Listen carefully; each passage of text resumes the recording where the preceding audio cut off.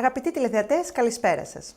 Η εκπομπή Ομογένεια εδώ Λονδίνο, πιστή στο ραντεβού της, όπως κάθε Παρασκευή, θα σας παρουσιάσει τις πιο πρόσφατες και σημαντικές εκδηλώσεις που αφορούν στην Ομογένεια του Λονδίνου.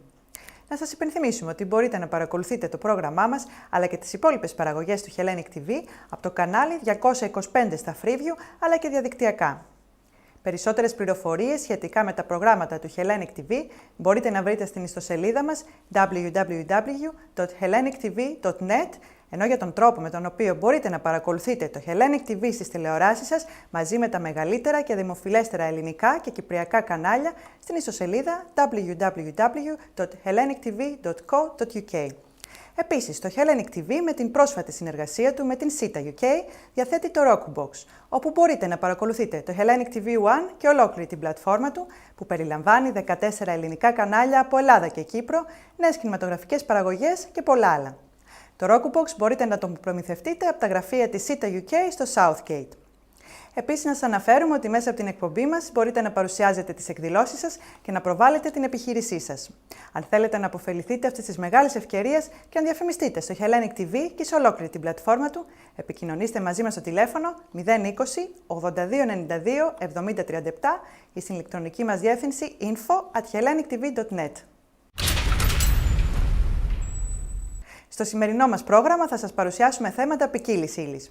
Πρώτα θα δείτε την διάλεξη του καθηγητή του Πανεπιστημίου Αθηνών, κύριο Θάνου Βερέμη, και αμέσως μετά την αποκλειστική συνέντευξη του Δημοτικού Συμβούλου Ανδρέα Ιωαννίδη. Στη συνέχεια θα παρακολουθήσετε αποσπάσματα και συνεντεύξεις από τις πρόβες του θεατρικού έργου Πλούτος, του Αριστοφάνη, και τέλος αποσπάσματα και συνεντεύξεις από την συναυλία της Σχολής Βυζαντινής Μουσικής που έλαβε χώρα στην Οξφόρδη. Ας ξεκινήσουμε με το πρώτο μας θέμα που έχει να κάνει με την διάλεξη που διοργάνωσε η εταιρεία Ελληνικών Σπουδών και το Ελληνικό, κέντρο. Ομιλητής ήταν ο καθηγητής πολιτικής ιστορίας, κύριος Θάνος Βερέμης, από το Πανεπιστήμιο Αθηνών, καθώς και ιδρυτικό μέλος του Ελληνικού, ιδρύματος Ευρωπαϊκής και Εξωτερικής Πολιτικής. Η εκδήλωση διοργανώθηκε την 1η Ιουνίου. Θέμα της ομιλίας του κύριου Βερέμη ήταν «Greek Crisis, when the segmentary community meets with populism». Τον ομιλητή παρουσίασε ο πρόεδρος του Οργανισμού Μοντέρνων Ελληνικών Σπουδών, Professor David Holton. Ας παρακολουθήσουμε την παρουσίαση του κύριου Holton. Ladies and gentlemen, welcome to this annual event of the Society for Modern Greek Studies, of which I'm currently the chairman. My name is David Holton.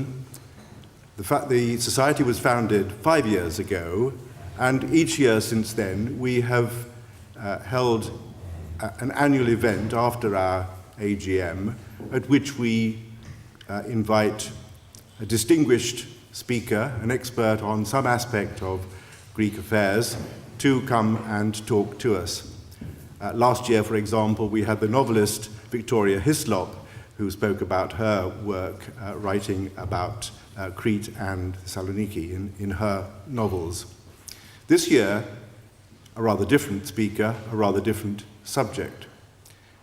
It's a very great pleasure indeed to welcome an old personal friend of mine, as well as a distinguished scholar, Professor Thanos Veremis, to address us this afternoon. Thanos Veremis studied, amongst other universities, at the University of Oxford, and it was there, in fact, that we met. So he's no stranger to this country. He is now Professor Emeritus of Political History at the University of Athens in the Department of European and International Studies, and he's a founding member of the Hellenic Foundation for European and Foreign Policy, known as ELIAMEP.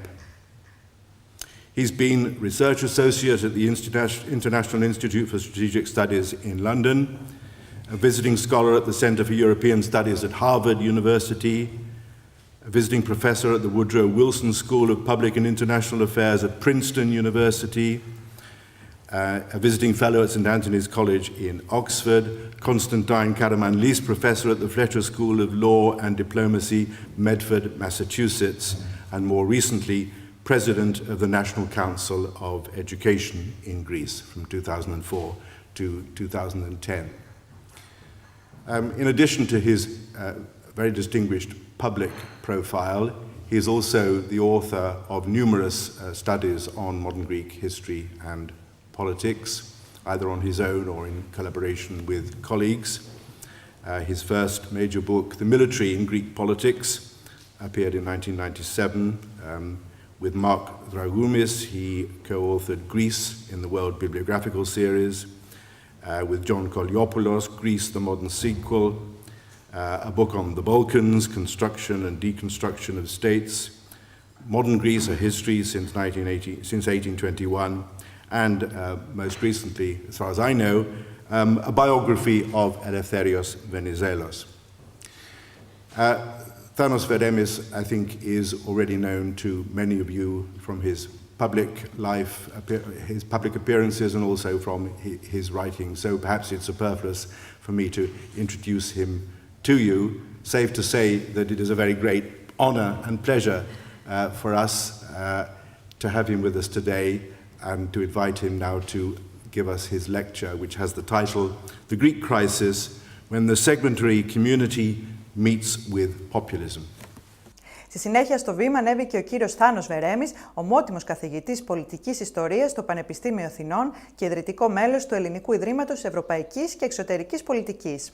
Στην ομιλία του, ο κύριος Βερέμης αναφέρθηκε στην οργάνωση της ελληνικής κοινωνίας από την ίδρυσή του έθνους μέχρι και πρόσφατα. Εδώ να σας αναφέρουμε ότι η αίθουσα του Ελληνικού κέντρου ήταν κατάμεστη και το κοινό παρακολούθησε με μεγάλη προσοχή την ομιλία του κύριου Βερέμη. Ας δούμε ένα απόσπασμα από την ομιλία του. Ladies and gentlemen, first of all, I'd like to thank the Society of Modern Greek Studies and David, who is a personal and old friend, as he mentioned. We won't give dates, but you can imagine. Not too long ago, at least it seems not too long ago. And then the Hellenic Center for its hospitality.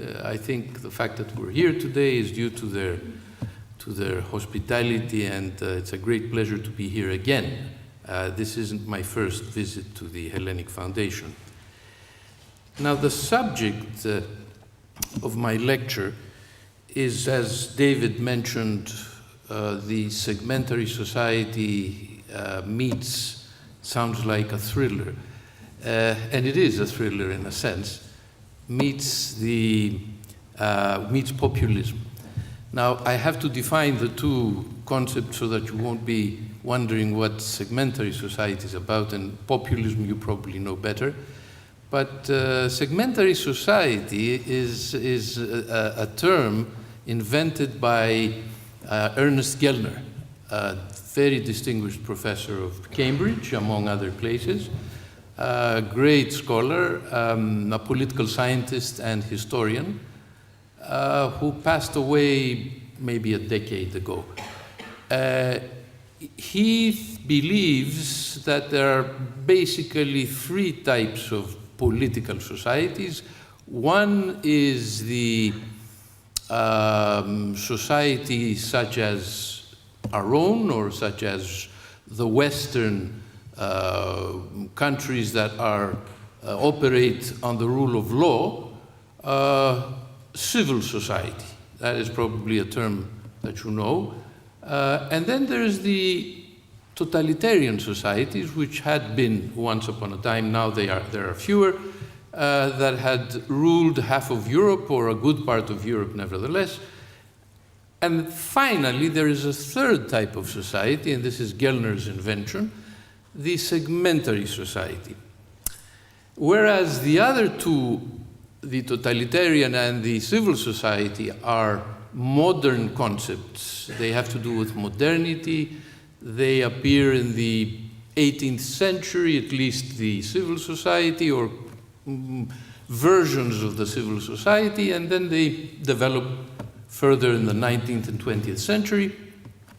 Totalitarianism is more of a 20th century concept, but it has to do with modernity in a sense. Marxist, Leninist regimes are also part of a similar tradition, in the sense that they too refer to the Enlightenment period, but have strayed into a different path. And then the segmentary society, which are the laggards of societies, in the sense that they are pre-modern. They were there before the other two. They are societies that are fragmented, as the term tells you, segmentary, segments, deliberately fragmented. Why? Because people feel unsure, unsafe with some form of absolutism. In the case of Greece, obviously it's the Ottoman Empire, the Sultan, and the entire nexus of relationships within the Ottoman Empire, which distinguishes between, among other things, between Christians and Muslims.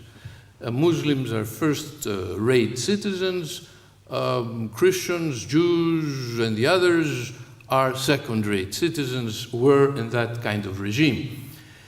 Therefore, for that and many other reasons, society and people that make up society felt uneasy, and they had to rely on the help and the attention of an institution that will never go away, that it will always be with them, that it's close to them, and that is none other than the family institution. So here we have a case of extreme familism, where people are attached to the family as their primary loyalty, and through the family, their loyalties expand to the extended family, to friends, to kumbari, to all kinds of clients, and all this expands and makes up a pyramid, if you like, of loyalties and affection. The problem with a segmentary society is that these pyramids do not extend to the entire society. On the contrary,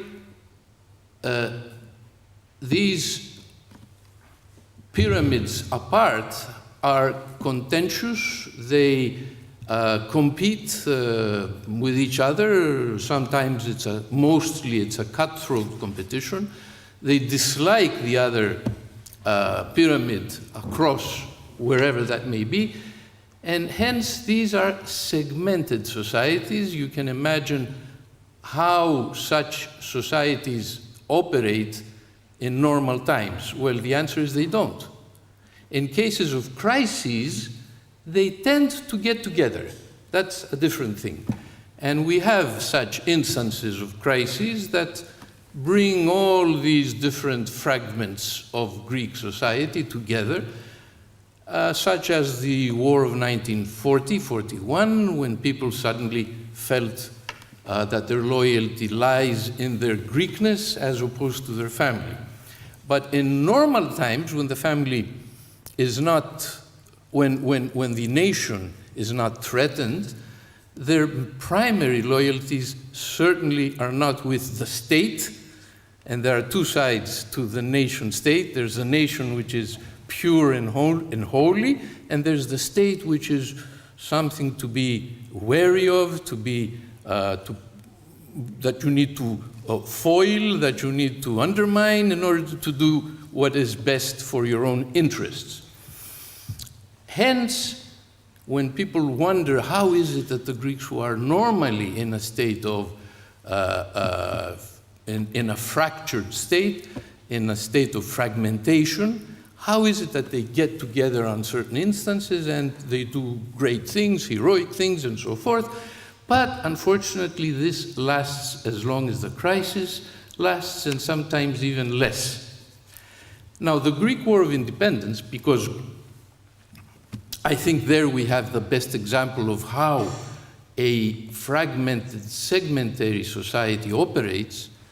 Most people say, it was such a bad turn that the Greeks forgot their primary objective during the War of Independence, after the third year of struggling against the Ottomans, and started fighting each other. That this was an unexpected bad turn of events. Now, in my book, I think this was almost inevitable, given the type of society we have. It just took a while, mainly because the primary objective was one of those primary objectives that bring all these fragments together. But there came a point, especially when the Greek War of Independence was faring well against the Ottomans, when people forgot the primary objective and resumed their quarrels with each other. And when I say each other, I don't mean as individuals, but as groups of people. It's a group individuality. When we say the Greeks are rugged individuals and they will not conform with societal rules, we don't really mean individuals as such. There's the Western type of individual, if you like, the Protestant type of individual, the rugged individual that comes to life or comes to fruition in the Protestant tradition is not the type of individualism we have in Greece or in any similar societies, because I should say at this point that it's not Greece's prerogative, it's not an exclusive prerogative to have a fragmented society. So do many other nation states in the region. I should also say that all the Balkan states are similar in that sense. Southern Italy, a good part of Spain, and so forth and so on. If you look at the map, there are probably more segmentary societies than otherwise. Western Europe, the United States are probably the exception to the rule, while the rest of humanity, I think, relies on the family, for one thing, friends, people you know, people you can trust.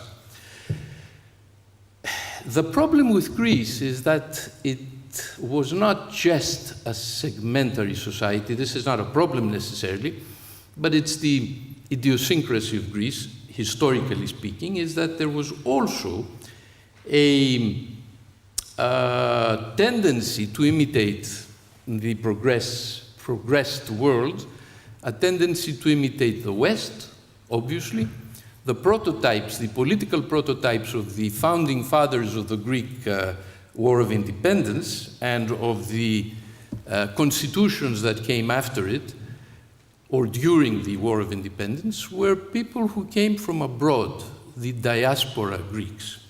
Now, the diaspora Greeks are a very important input in the making of the Greek state, probably the most important input. Why? Because those who fought, the indigenous people who fought the Greek War of Independence, the Kolokotronis and Karaiskakis and Miaoulis and the heroes of the Greek War of Independence, who belonged to this tradition that I mentioned, the fragmented society, the segmentary society, had no clear view of what the rest of the world, or the rest of Europe rather, because the rest of the world was Europe. They focused their interest there, not the East, because the East was lost to them anyway. The East was mostly the immediate, the Near East was mostly Muslim, so that in fact was the opponent, the chief opponent, so they looked west, always looked west. And the people who had the clearest view to the West were the diaspora Greeks, the more educated merchants, basically, people like Porais, people like Alexandros Mavrokordatos during the War of Independence, who did partake in the war. He's one of the few people who was a witness and a protagonist of the War of Independence, and many others on the way. Μετά το τέλος της διάλεξης, ο καθηγητής κύριος Θάνος Βερέμης έδωσε αποκλειστική συνέντευξη στον αγαπητό συνεργάτη του σταθμού μας, Μιχάλη Μητακίδη. Ας δούμε το βίντεο. Καλησπέρα σας, είμαστε στο Hellenic Center, όπου έχουμε μαζί μας κοντά τον κύριο Θάνο Βερέμη. Κύριε Θάνο Βερέμη, πείτε μας το λόγο της επίσκεψής σας εδώ πέρα. Με κάλεσαν από το Modern Greek Studies Association να κάνω αυτή τη ετήσια διάλεξη που έχουν και με πολύ χαρά δέχτηκα, γιατί ο David Holton, που είναι πρόεδρος, chairman μάλλον, είναι παλιός φίλος και σύγχρονός μου από την Οξφόρδη και ξέρω ότι ό,τι κάνει είναι πάντα πάρα πολύ καλό. Ωραία. Πείτε μας λίγο ποιο ήταν το θέμα της σημερινής διάλεξης σας. Το θέμα της σημερινής διάλεξης ήταν μια προσπάθεια να εξηγήσω την οργάνωση της ελληνικής κοινωνίας ή την μη οργάνωση μάλλον, γιατί η δικιά μου η εντύπωση είναι ότι είναι κατακερματισμένη η κοινωνία σε μικρές ενότητες, οικογενειοκρατικές κατά βάση, αλλά που επεκτείνονται σε φίλους, σε πελάτες, σε κουμπάρους, νονούς, διάφορα. Δηλαδή όσους ξέρεις και μπορείς να τους έχεις κάποια εμπιστοσύνη. Και ότι υπάρχει μια ποικιλία τέτοιων ομάδων ή πυραμίδων, γιατί υπάρχει και μια ιεραρχία, και αυτό δεν βοηθάει την συνολική λειτουργία της κοινωνίας. Είναι κατακερματισμένη, έτσι τη λέω ελληνικά.